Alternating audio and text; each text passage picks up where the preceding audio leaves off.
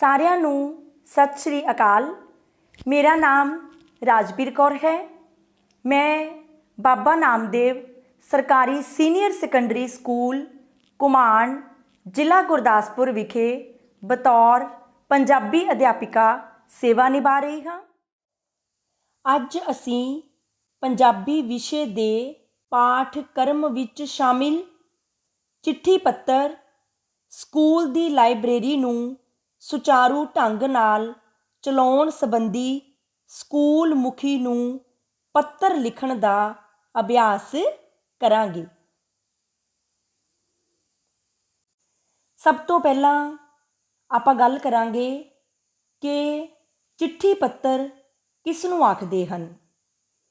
ਚਾਹੇ ਕਿ ਸੂਚਨਾ ਦੇ ਖੇਤਰ ਵਿੱਚ ਕ੍ਰਾਂਤੀ ਨੇ ਸਾਡੇ ਜੀਵਨ ਵਿੱਚ ਬਹੁਤ ਵੱਡੀ ਤਬਦੀਲੀ ਲਿਆ ਦਿੱਤੀ ਹੈ, ਪਰੰਪਰਾਗਤ ਚਿੱਠੀ ਪੱਤਰ ਦੀ ਥਾਂ ਮੋਬਾਈਲ ਫੋਨ, ਇੰਟਰਨੈਟ ਅਤੇ ਈਮੇਲ ਨੇ ਲੈ ਲਈ ਹੈ। ਪਰੰਤੂ ਫਿਰ ਵੀ ਚਿੱਠੀ ਪੱਤਰ ਦੀ ਸਾਡੇ ਜੀਵਨ ਵਿੱਚ ਬਹੁਤ ਮਹੱਤਤਾ ਹੈ।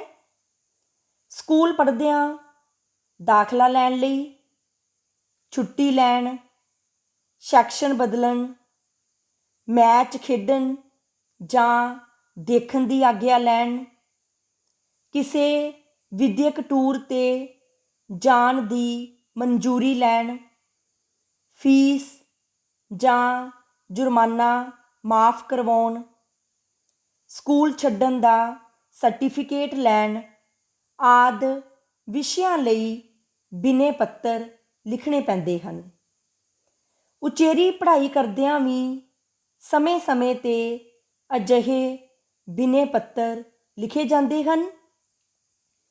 ਆਮ ਜੀਵਨ ਵਿੱਚ panchayat, block, municipal committee, corporation, ਥਾਣਾ, ਤਹਿਸੀਲ, ਜ਼ਿਲ੍ਹਾ, ਪ੍ਰਾਂਤ, ਦੇਸ਼ ਆਦਿ ਦੇ ਮੁਖੀਆਂ ਨੂੰ ਕਿਸੇ ਨਾ ਕਿਸੇ ਕੰਮ ਲਈ ਬਿਨੇ ਪੱਤਰ ਲਿਖਣ ਦੀ ਲੋੜ ਪੈਂਦੀ ਹੈ।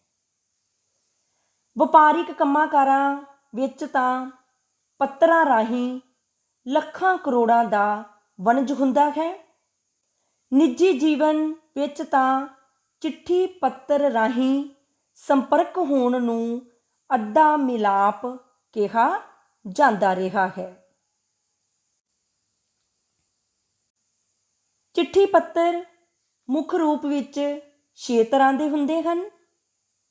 ਪਹਿਲਾ ਹੈ ਨਿੱਜੀ ਜਾਂ ਘਰੋਗੀ ਪੱਤਰ। ਇਹ ਪੱਤਰ ਆਪਣੇ ਮਿੱਤਰਾਂ, ਸਹੇਲੀਆਂ, ਪਰਿਵਾਰ ਦੇ ਮੈਂਬਰਾਂ, ਦੂਰ ਨੇੜੇ ਦੇ ਰਿਸ਼ਤੇਦਾਰਾਂ ਅਤੇ ਜਾਣਕਾਰਾਂ ਨੂੰ ਨਿੱਜੀ ਜਾਂ ਘਰੋਗੀ ਜੀਵਨ ਦੀਆਂ ਸੂਚਨਾਵਾਂ ਦੇਣ ਜਾਂ ਲੈਣ, ਸਮੱਸਿਆਵਾਂ ਵਿਚਾਰਨ ਅਤੇ ਸੰਪਰਕ ਕਾਇਮ ਰੱਖਣ ਲਈ ਲਿਖੇ ਜਾਂਦੇ ਹਨ। ਇਹਨਾਂ ਨੂੰ ਆਮ ਤੌਰ 'ਤੇ ਚਿੱਠੀਆਂ ਕਿਹਾ ਜਾਂਦਾ ਹੈ। ਦੂਸਰੀ ਕਿਸਮ ਹੈ ਬੇਨਤੀ ਪੱਤਰ। ਅਜਿਹੇ ਪੱਤਰ ਵੱਖ-ਵੱਖ ਮਹਿਕਮਿਆਂ, ਅਦਾਰਿਆਂ, ਸੰਸਥਾਵਾਂ ਦੇ ਅਧਿਕਾਰੀਆਂ ਨੂੰ ਲਿਖੇ ਜਾਂਦੇ ਹਨ। ਇਹਨਾਂ ਵਿੱਚ ਉਹਨਾਂ ਨਾਲ ਸੰਬੰਧਿਤ ਆਪਣੀਆਂ ਸਮੱਸਿਆਵਾਂ ਜਾਂ ਲੋੜਾਂ ਬਾਰੇ ਜ਼ਿਕਰ ਕੀਤਾ ਗਿਆ ਹੁੰਦਾ ਹੈ। ਇਹਨਾਂ ਨੂੰ ਬੇਨਤੀ ਪੱਤਰ, ਬਿਨੇ ਪੱਤਰ ਜਾਂ ਅਰਜੀ ਕਿਹਾ ਜਾਂਦਾ ਹੈ। ਤੀਸਰੀ ਕਿਸਮ ਹੈ ਵਪਾਰਿਕ ਪੱਤਰ।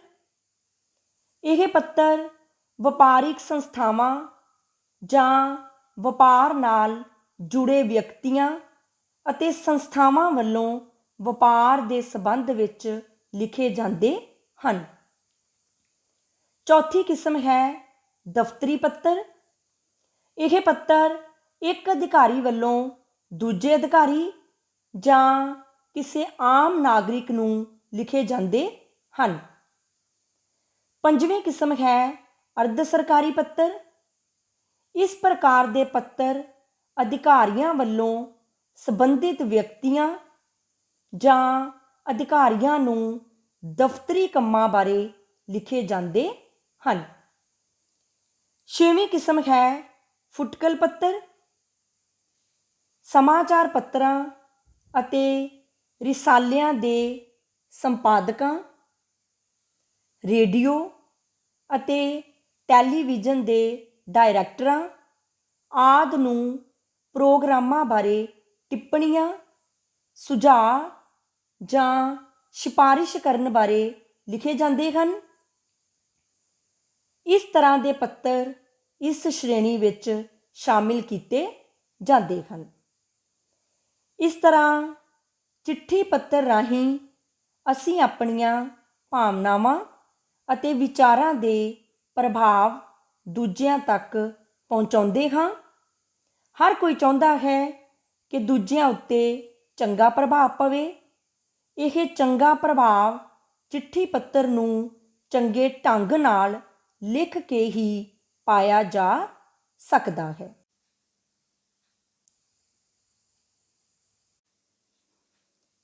ਚਿੱਠੀ ਪੱਤਰ ਲਿਖਣ ਦੀ ਸੁਚੱਜੀ ਕਲਾ ਸੰਬੰਧੀ ਬਹੁਤ ਸਾਰੇ ਸੁਝਾਅ ਹਨ, ਵਿਧੀਆਂ ਹਨ, ਢੰਗ ਤਰੀਕੇ ਹਨ। ਇਹ ਸੁਝਾਅ ਚਿੱਠੀ ਪੱਤਰ ਲਿਖਣ ਸੰਬੰਧੀ ਉਹਨਾਂ ਨਿੱਕੀਆਂ ਗੱਲਾਂ ਬਾਰੇ ਹਨ ਜਿਨ੍ਹਾਂ ਵੱਲ ਧਿਆਨ ਦਿੱਤਿਆਂ ਚਿੱਠੀ ਪੱਤਰ ਲਿਖਣ ਅਤੇ ਪ੍ਰਾਪਤ ਕਰਨ ਵਾਲੇ ਨੂੰ ਬਹੁਤ ਸਹੂਲਤ ਰਹਿੰਦੀ ਹੈ। ਜਿਵੇਂ ਪਹਿਲਾ ਹੈ ਲਿਖਾਈ। ਚਿੱਠੀ ਪੱਤਰ ਆਮ ਤੌਰ 'ਤੇ ਹੱਥ ਨਾਲ ਲਿਖੇ ਜਾਂਦੇ ਹਨ। ਹੱਥ ਨਾਲ ਲਿਖੇ ਚਿੱਠੀ ਪੱਤਰਾਂ ਵਿੱਚ ਸੁੰਦਰ ਤੇ ਸਾਫ਼ ਲਿਖਾਈ ਦਾ ਬਹੁਤ ਮਹੱਤਵ ਹੁੰਦਾ ਹੈ। ਚਿੱਠੀ ਪੱਤਰ ਉੱਤੇ ਲਿਖੇ ਪਤੇ ਦੇ ਸਬੰਧ ਵਿੱਚ ਕਿਹਾ ਜਾ ਸਕਦਾ ਹੈ ਕਿ ਸ਼ਬਦ ਜੋੜਾਂ ਦੀਆਂ ਗਲਤੀਆਂ ਤੋਂ ਰਹਿਤ ਸੋਹਣੀ ਅਤੇ ਸਾਫ਼ ਲਿਖਾਈ ਵਿੱਚ ਲਿਖੇ ਪਤੇ ਵਾਲੀ ਚਿੱਠੀ ਸਮੇਂ ਸਿਰ ਅਤੇ ਠੀਕ ਥਾਂ 'ਤੇ ਪਹੁੰਚਦੀ ਹੈ। ਜੇ ਲਿਖਾਈ ਸਾਫ਼ ਤੇ ਸੁੰਦਰ ਹੋਵੇ ਤਾਂ ਉਸ ਦਾ ਸੁਨੇਹਾ ਜਾਂ ਸੂਚਨਾ ਪੜ੍ਹਨ ਵਾਲੇ ਨੂੰ ਸਹੀ ਢੰਗ ਨਾਲ ਪ੍ਰਾਪਤ ਹੋ ਜਾਂਦੀ ਹੈ। ਅੱਜ ਕੱਲ੍ਹ ਕੰਪਿਊਟਰ ਰਾਹੀਂ ਟਾਈਪ ਕੀਤੇ ਚਿੱਠੀ ਪੱਤਰਾਂ ਦਾ ਰੁਝਾਨ ਵੱਧ ਰਿਹਾ ਹੈ। ਇਹਨਾਂ ਵਿੱਚ ਵੀ ਸ਼ਬਦ ਜੋੜਾਂ ਦੀਆਂ ਗਲਤੀਆਂ ਅਤੇ ਵਿਸਰਾਮ ਚਿੰਨ੍ਹਾਂ ਦੀ ਵਰਤੋਂ ਦਾ ਧਿਆਨ ਰੱਖਣ ਦੀ ਵਿਸ਼ੇਸ਼ ਲੋੜ ਹੁੰਦੀ ਹੈ। ਚਿੱਠੀ ਪੱਤਰ ਲਿਖਣ ਦੀ ਦੂਸਰੀ ਵਿਧੀ ਹੈ ਭਾਸ਼ਾ।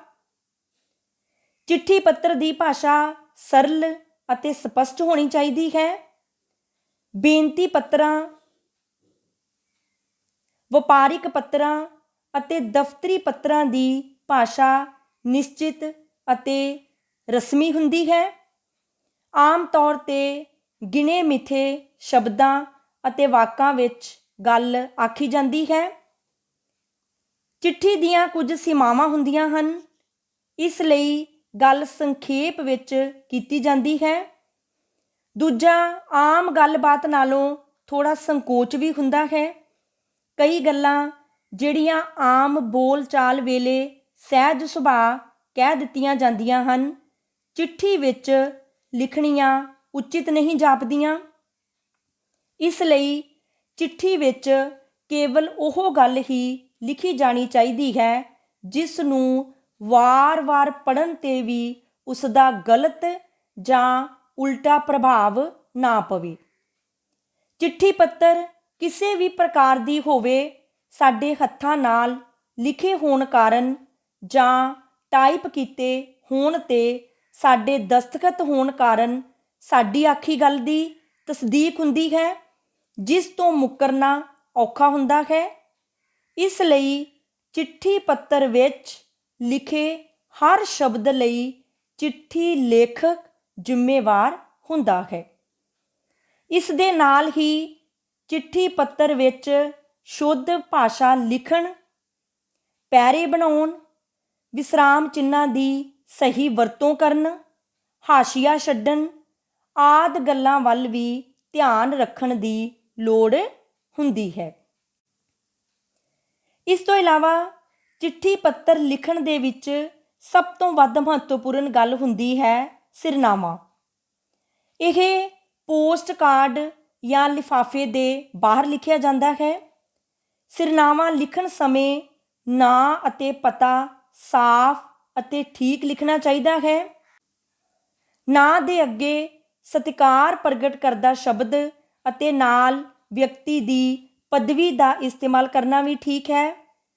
ਔਰਤਾਂ ਦੇ ਨਾਂ ਲਿਖਣ ਵੇਲੇ ਵੀ ਉਹਨਾਂ ਦੀ ਪਦਵੀ ਜਾਂ ਕੁਮਾਰੀ ਅਤੇ ਸ਼੍ਰੀਮਤੀ ਆਦਿ ਲਿਖਣਾ ਚਾਹੀਦਾ ਹੈ।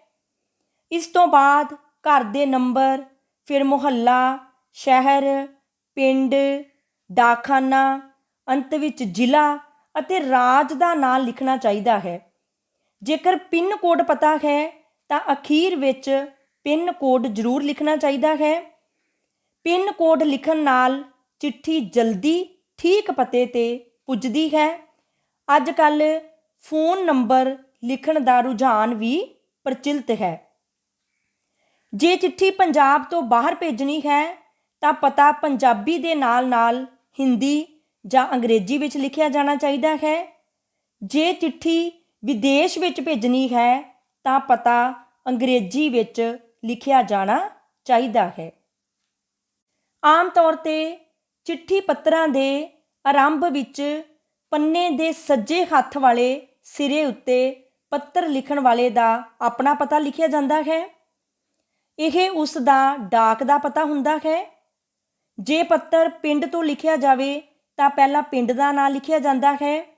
ਉਸ ਦੇ ਹੇਠਾਂ ਦੂਜੀ ਸਤਰ ਵਿੱਚ ਡਾਕ ਘਰ ਅਤੇ ਤੀਜੀ ਸਤਰ ਵਿੱਚ ਤਹਿਸੀਲ ਅਤੇ ਜ਼ਿਲ੍ਹੇ ਦਾ ਨਾਂ ਲਿਖਿਆ ਜਾਂਦਾ ਹੈ। ਅਗਲੀ ਸਤਰ ਵਿੱਚ ਤਾਰੀਖ ਲਿਖੀ ਜਾਂਦੀ ਹੈ। ਇਸ ਤੋਂ ਇਲਾਵਾ ਪ੍ਰੀਖਿਆ ਦੇ ਮੰਤਵ ਤੋਂ ਵਿਦਿਆਰਥੀ ਪ੍ਰੀਖਿਆ ਭਵਨ, ਸਕੂਲ ਦਾ ਨਾਂ, ਸ਼ਹਿਰ ਦਾ ਨਾਂ ਲਿਖ ਕੇ ਤਾਰੀਖ ਲਿਖ ਲੈਂਦੇ ਹਨ। ਜੇਕਰ ਪ੍ਰਸ਼ਨ ਵਿੱਚ ਪੱਤਰ ਲਿਖਣ ਵਾਲੇ ਦਾ ਪਤਾ ਦਰਸਾਇਆ ਗਿਆ ਹੋਵੇ ਤਾਂ ਫਿਰ ਉਹ ਹੀ ਲਿਖਣਾ ਚਾਹੀਦਾ ਹੈ। ਚਿੱਠੀ ਪੱਤਰ ਦਾ ਮੱਧ ਵੀ ਬਹੁਤ ਮਹੱਤਵਪੂਰਨ ਹੁੰਦਾ ਹੈ। ਮੱਧ ਭਾਗ ਵਿੱਚ ਪੱਤਰ ਦਾ ਵਿਸ਼ਾ ਵਸਤੂ ਹੁੰਦਾ ਹੈ। ਆਰੰਭ ਦੀਆਂ ਸਤਰਾਂ ਵਿੱਚ ਕਈ ਵਿਅਕਤੀ ਰਾਜੀ ਖੁਸ਼ੀ ਪੁੱਛਦੇ ਹਨ ਜਾਂ ਉਹਨਾਂ ਦਾ ਨਾਮ ਲਿਖਦੇ ਹਨ। ਅੱਜ ਕੱਲ੍ਹ ਪੱਤਰ ਦਾ ਮੱਧ ਭਾਗ ਸਿੱਧੇ ਹੀ ਸ਼ੁਰੂ ਕੀਤਾ ਜਾਂਦਾ ਹੈ। ਵੱਧ ਤੋਂ ਵੱਧ ਕਿਸੇ ਪਹਿਲਾਂ ਮਿਲੇ ਪੱਤਰ ਜਾਂ ਸੂਚਨਾ ਦਾ ਹਵਾਲਾ ਦਿੱਤਾ ਜਾਂਦਾ ਹੈ। ਚਿੱਠੀ ਪੱਤਰਾਂ ਦੇ ਆਕਾਰ ਦੀ ਕੋਈ ਸੀਮਾ ਨਹੀਂ ਹੁੰਦੀ। ਜਦੋਂ ਮੱਧ ਭਾਗ ਮੁੱਕਣ 'ਤੇ ਆਉਂਦਾ ਹੈ ਤਦ ਚਿੱਠੀ ਲਿਖਣ ਦਾ ਮੰਤਵ ਦੁਹਰਾਇਆ ਜਾਂਦਾ ਹੈ ਜਾਂ ਉਸ ਬਾਰੇ ਤਾਕੀਦ ਕੀਤੀ ਜਾਂਦੀ ਹੈ। ਹੋਰ ਨੇੜਲੇ ਮੈਂਬਰਾਂ ਜਾਂ ਪੜ੍ਹਨ ਵਾਲਿਆਂ ਪ੍ਰਤੀ ਸਤਿਕਾਰ ਵੀ ਪ੍ਰਗਟ ਕੀਤਾ ਜਾਂਦਾ ਹੈ। ਚਿੱਠੀ ਦਾ ਅੰਤ ਵੀ ਬਹੁਤ ਮਹੱਤਵਪੂਰਨ ਹੁੰਦਾ ਹੈ। ਅੰਤਲੇ ਭਾਗ ਵਿੱਚ ਪੱਤਰ ਲਿਖਣ ਵਾਲਾ ਸੰਬੋਧਨ ਕੀਤੇ ਜਾਣ ਵਾਲੇ ਵਿਅਕਤੀ ਪ੍ਰਤੀ ਆਪਣਾ ਰਿਸ਼ਤਾ ਦੱਸ ਕੇ ਆਪਣਾ ਨਾਂ ਲਿਖਦਾ ਹੈ। ਫਿਰ ਖੱਬੇ ਹੱਥ ਹੇਠਾਂ ਕਰਕੇ ਪੱਤਰ ਪ੍ਰਾਪਤ ਕਰਨ ਵਾਲੇ ਦਾ ਪੂਰਾ ਡਾਕ ਪਤਾ ਲਿਖਿਆ ਜਾਂਦਾ ਹੈ। ਚਿੱਠੀ ਪੱਤਰ ਲਿਖਣ ਦੀ ਕਲਾ ਬਾਰੇ ਦਿੱਤੇ ਨਿਯਮ ਗਣਿਤ ਦੇ ਨਿਯਮਾਂ ਵਾਂਗ ਨਹੀਂ ਹਨ।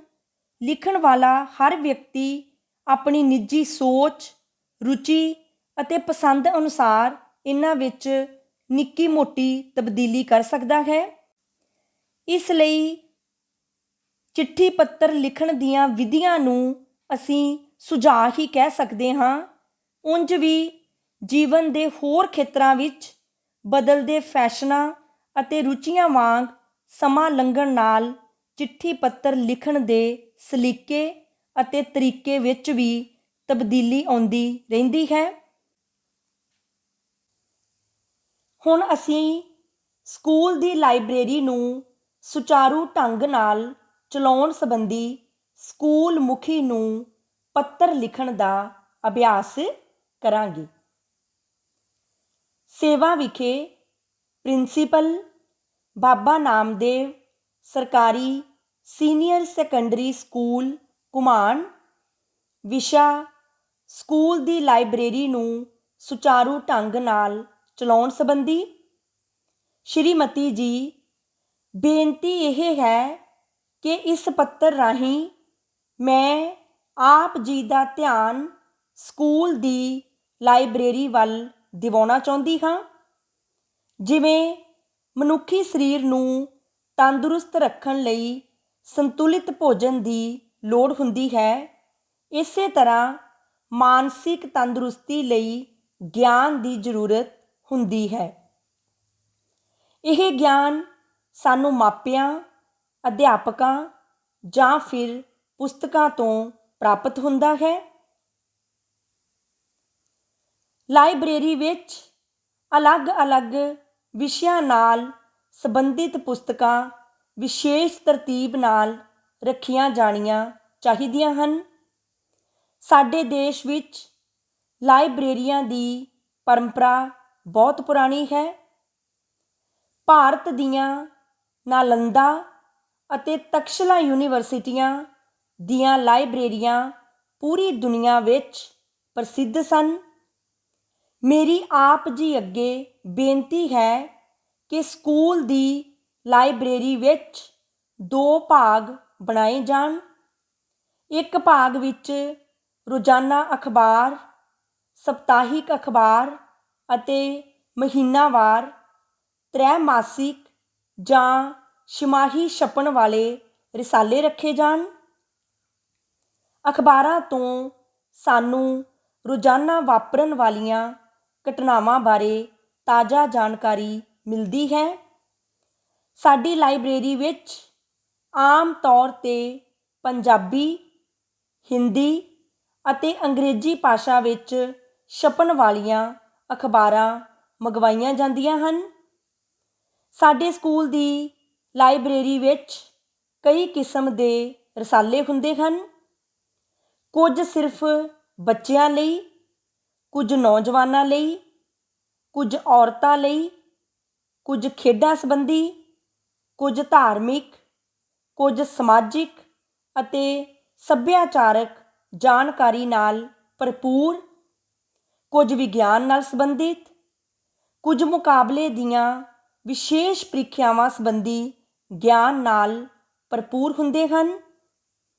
ਕੁਝ ਅਖਬਾਰ ਅਤੇ ਰਿਸਾਲੇ ਵੀ ਭਿੰਨ ਕਿੱਤਿਆਂ ਅਤੇ ਰੁਜ਼ਗਾਰ ਲਈ ਖਾਲੀ ਥਾਵਾਂ ਦੀ ਜਾਣਕਾਰੀ ਦੇਣ ਸੰਬੰਧੀ ਵੀ ਹੁੰਦੇ ਹਨ। ਇਹਨਾਂ ਸਾਰਿਆਂ ਨੂੰ ਲਾਇਬ੍ਰੇਰੀ ਦੇ ਪਹਿਲੇ ਭਾਗ ਵਿੱਚ ਰੱਖਣਾ ਚਾਹੀਦਾ ਹੈ ਤਾਂ ਜੋ ਵਿਦਿਆਰਥੀ ਇਹਨਾਂ ਨੂੰ ਪੜ੍ਹ ਕੇ ਆਪਣੇ ਗਿਆਨ ਵਿੱਚ ਵਾਧਾ ਕਰ ਸਕਣ ਅਤੇ ਲੋੜੀਂਦੀ ਜਾਣਕਾਰੀ ਹਾਸਲ ਕਰ ਸਕਣ। ਲਾਇਬ੍ਰੇਰੀ ਦੇ ਦੂਜੇ ਭਾਗ ਵਿੱਚ ਵੱਖ-ਵੱਖ ਵਿਸ਼ਿਆਂ ਨਾਲ ਸੰਬੰਧਿਤ ਪੁਸਤਕਾਂ ਦਾ ਸੰਗ੍ਰਹਿ ਹੋਵੇ। ਇਹਨਾਂ ਪੁਸਤਕਾਂ ਵਿੱਚ ਦੁਰਲੱਭ ਗਿਆਨ ਸਮਾਇਆ ਹੁੰਦਾ ਹੈ। ਇਹ ਪੁਸਤਕਾਂ ਵਿਭਿੰਨ ਵਿਸ਼ਿਆਂ ਜਿਵੇਂ ਨਾਵਲ, ਕਹਾਣੀਆਂ, ਇਕਾਂਗੀ, ਨਾਟਕ, ਜੀਵਨੀਆਂ, ਸਵੈ ਜੀਵਨੀਆਂ, ਸਫ਼ਰਨਾਮੇ, ਕਵਿਤਾਵਾਂ ਆਦਿ ਨਾਲ ਸੰਬੰਧਿਤ ਹੋਣ। ਇਤਿਹਾਸ, ਦਰਸ਼ਨ, ਕਲਾ ਅਤੇ ਵਿਗਿਆਨ ਸੰਬੰਧੀ ਪੁਸਤਕਾਂ ਵੀ ਲਾਇਬ੍ਰੇਰੀ ਦਾ ਸ਼ਿੰਗਾਰ ਹੋਣ। ਲਾਇਬ੍ਰੇਰੀ ਦਾ ਇੱਕ ਕੋਨਾ ਡਿਕਸ਼ਨਰੀਆਂ, ਸ਼ਬਦ ਜੋੜ ਕੋਸ਼ਾਂ ਅਤੇ ਹਵਾਲਾ ਪੁਸਤਕਾਂ ਲਈ ਵੀ ਰਾਖਵਾਂ ਰੱਖਿਆ ਜਾਵੇ। ਲਾਇਬ੍ਰੇਰੀ ਵਿੱਚ ਵਿਦਿਆਰਥੀਆਂ ਦੇ ਪਾਠਕ੍ਰਮ ਨਾਲ ਸੰਬੰਧਿਤ ਪੁਸਤਕਾਂ ਦਾ ਵੀ ਭੰਡਾਰ ਹੋਵੇ। ਲੋੜਵੰਦ ਵਿਦਿਆਰਥੀ ਇਹਨਾਂ ਪੁਸਤਕਾਂ ਨੂੰ ਪੂਰੇ ਸਾਲ ਲਈ ਜਾਰੀ ਕਰਵਾ ਸਕਦੇ ਹੋਣ ਤਾਂ ਜੋ ਉਹਨਾਂ ਦੀਆਂ ਪੜ੍ਹਾਈ ਸੰਬੰਧੀ ਜ਼ਰੂਰਤਾਂ ਪੂਰੀਆਂ ਹੋ ਸਕਣ। ਲਾਇਬ੍ਰੇਰੀ ਦੀਆਂ ਅਲਮਾਰੀਆਂ ਵਿੱਚ ਪੁਸਤਕਾਂ ਇਸ ਤਰੀਕੇ ਨਾਲ ਰੱਖੀਆਂ ਜਾਣ ਕਿ ਉਹਨਾਂ ਨੂੰ ਵੇਖ ਕੇ ਇਉਂ ਜਾਪੇ ਜਿਵੇਂ ਬਹੁਤ ਸਾਰੇ ਗਿਆਨਵਾਨ ਲੇਖਕ ਸਿਰ ਜੋੜ ਕੇ ਬੈਠੇ ਹੋਣ। ਜਦੋਂ ਅਸੀਂ ਕਿਸੇ ਪੁਸਤਕ ਨੂੰ ਚੁੱਕ ਕੇ ਪੜ੍ਹਨਾ ਸ਼ੁਰੂ ਕਰੀਏ ਤਾਂ ਉਹ ਆਪਣਾ ਸਾਰਾ ਗਿਆਨ ਸਾਡੇ ਉੱਤੇ ਨਿਸ਼ਾਵਰ ਕਰਨ ਲਈ ਤਿਆਰ ਹੋਣ। ਅਸੀਂ ਆਪਣੀ ਸਮਰੱਥਾ ਅਨੁਸਾਰ ਗਿਆਨ ਦੇ ਇਸ ਅਥਾਹ ਸਾਗਰ ਵਿੱਚੋਂ ਚੂਲੀ ਭਰ ਸਕੀਏ। ਵਿਹਲੇ ਸਮੇਂ ਲਾਇਬ੍ਰੇਰੀ ਵਿੱਚ ਜਾ ਕੇ ਅਖਬਾਰ, ਰਿਸਾਲੇ ਅਤੇ ਪੁਸਤਕਾਂ ਪੜ੍ਹਨ ਨਾਲ ਸਾਨੂੰ ਗਿਆਨ ਪ੍ਰਾਪਤ ਹੋਵੇ ਅਤੇ ਮਨ ਵਾਧੂ ਸ਼ਰਾਰਤਾਂ ਤੋਂ ਵੀ ਬਚਿਆ ਰਹੇ। ਸੰਕਟ ਦੇ ਸਮੇਂ ਵਿੱਚ ਜਦੋਂ ਦੋਸਤ ਮਿੱਤਰ ਅਤੇ ਸਕੇ ਸੰਬੰਧੀ ਵੀ ਸਾਥ ਛੱਡ ਜਾਂਦੇ ਹਨ, ਉਦੋਂ ਵੀ ਪੁਸਤਕਾਂ ਸਾਡੇ ਸੱਚੇ ਮਿੱਤਰ ਬਣਦੀਆਂ ਹਨ ਅਤੇ ਨਿਰਾਸ਼ਾ ਵਿੱਚੋਂ ਨਿਕਲਣ ਲਈ ਸਾਨੂੰ ਰਾਹ ਦਿਖਾਉਂਦੀਆਂ ਹਨ। ਸੰਘਰਸ਼ ਭਰਿਆ ਜੀਵਨ ਜਿਉਣ ਵਾਲੇ ਲੋਕਾਂ ਦੀਆਂ ਜੀਵਨੀਆਂ ਅਤੇ ਸਵੈ ਜੀਵਨੀਆਂ ਪਾਠਕਾਂ ਲਈ ਪ੍ਰੇਰਨਾ ਦਾ ਸੋਮਾ ਬਣਦੀਆਂ ਹਨ। ਅਜਿਹੀਆਂ ਪੁਸਤਕਾਂ ਪੜ੍ਹਨ ਵਾਲੇ ਵਿਦਿਆਰਥੀ ਰੁਕਾਵਟਾਂ ਤੋਂ ਘਬਰਾਉਂਦੇ ਨਹੀਂ, ਸਗੋਂ ਦ੍ਰਿੜਤਾ ਨਾਲ ਆਪਣੇ ਉਦੇਸ਼ ਵੱਲ ਅੱਗੇ ਵੱਧਦੇ ਹਨ ਅਤੇ ਮਿਥੀ ਹੋਈ ਮੰਜ਼ਿਲ ਪ੍ਰਾਪਤ ਕਰ ਲੈਂਦੇ ਹਨ। ਲਾਇਬ੍ਰੇਰੀ ਜਾਣਾ ਕਦੇ ਵੀ ਘਾਟੇ ਦਾ ਸੌਦਾ ਨਹੀਂ ਹੁੰਦਾ। ਜਿਗਿਆਸੂਆਂ ਅਤੇ ਗਿਆਨ ਦੇ ਅਭਿਲਾਸ਼ੀਆਂ ਲਈ ਲਾਇਬ੍ਰੇਰੀ ਤੋਂ ਵੱਧ ਲਾਭਕਾਰੀ ਥਾਂ ਹੋਰ ਕਿਹੜੀ ਹੋ ਸਕਦੀ ਹੈ। ਵੱਡੇ ਵੱਡੇ ਵਿਦਵਾਨ ਜਿਨ੍ਹਾਂ ਦੀਆਂ ਨਵੀਨ ਸੋਚਾਂ ਨੇ ਦੁਨੀਆ ਦੀ ਨੁਹਾਰ ਬਦਲ ਦਿੱਤੀ ਹੈ, ਪਤਾ ਨਹੀਂ ਕਿੰਨਾ ਕਿੰਨਾ ਸਮਾਂ ਲਾਇਬ੍ਰੇਰੀ ਵਿੱਚ ਗੁਜ਼ਾਰਦੇ ਰਹੇ। ਪਹਿਲੇ ਸਮੇਂ ਵਿੱਚ ਲਾਇਬ੍ਰੇਰੀਆਂ ਅੱਜ ਕੱਲ੍ਹ ਵਾਂਗ ਆਮ ਨਹੀਂ ਹੁੰਦੀਆਂ ਸਨ ਅਤੇ ਨਾ ਇੰਨੀਆਂ ਸੰਗਠਿਤ। ਇਸ ਕਰਕੇ ਉਦੋਂ ਗਿਆਨੀ ਲੋਕ ਥਾਂ ਥਾਂ ਘੁੰਮਦੇ ਸਨ। ਜਿੱਥੇ ਵੀ ਗ੍ਰੰਥ ਪੜ੍ਹਨ ਨੂੰ ਮਿਲ ਜਾਂਦਾ, ਉੱਥੇ ਬੈਠ ਕੇ ਅਧਿਐਨ ਕਰਦੇ। ਹੁਣ ਸਹੂਲਤਾਂ ਜ਼ਿਆਦਾ ਹਨ।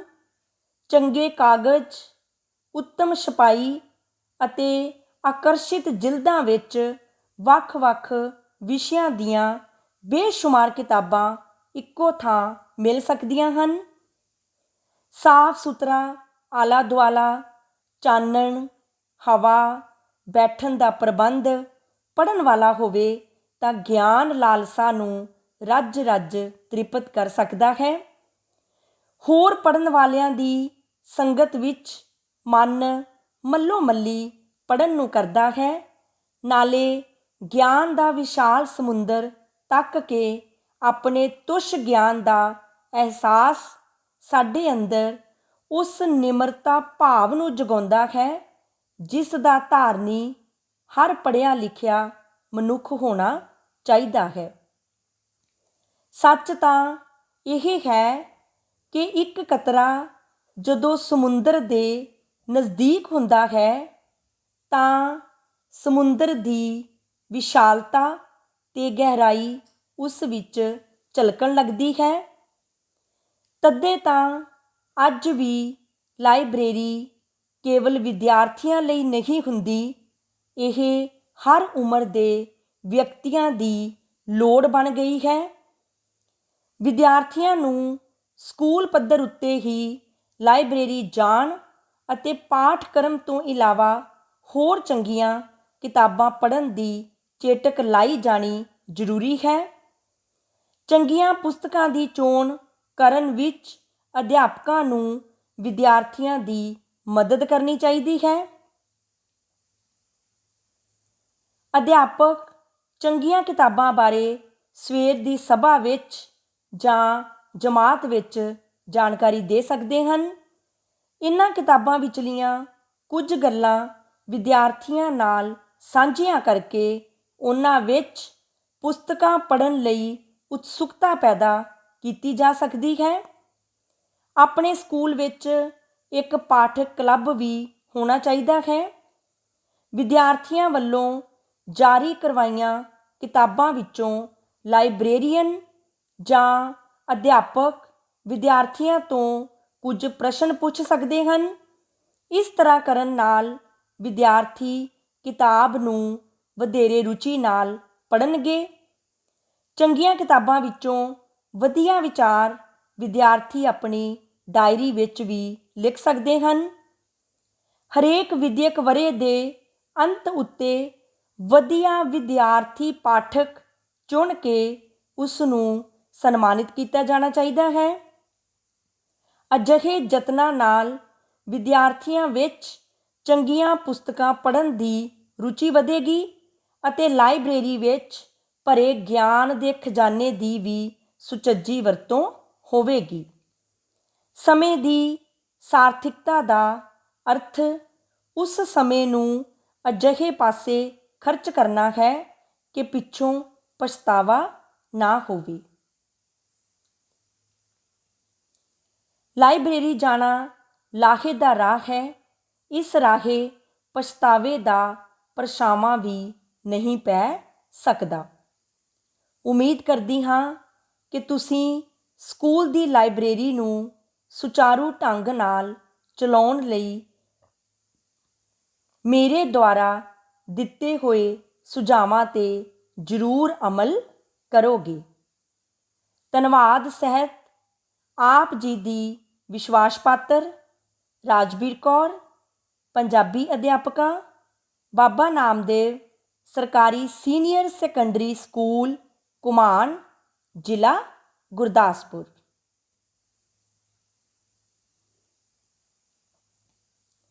ਇਹ ਸੀ ਪੰਜਾਬੀ ਵਿਸ਼ੇ ਦੇ ਪਾਠਕ੍ਰਮ ਵਿੱਚ ਸ਼ਾਮਿਲ ਚਿੱਠੀ ਪੱਤਰ ਸਕੂਲ ਦੀ ਲਾਇਬ੍ਰੇਰੀ ਨੂੰ ਸੁਚਾਰੂ ਢੰਗ ਨਾਲ ਚਲਾਉਣ ਸੰਬੰਧੀ ਸਕੂਲ ਮੁਖੀ ਨੂੰ ਪੱਤਰ, ਜਿਸ ਬਾਰੇ ਅਸੀਂ ਗੱਲਬਾਤ ਕੀਤੀ ਹੈ। ਧੰਨਵਾਦ।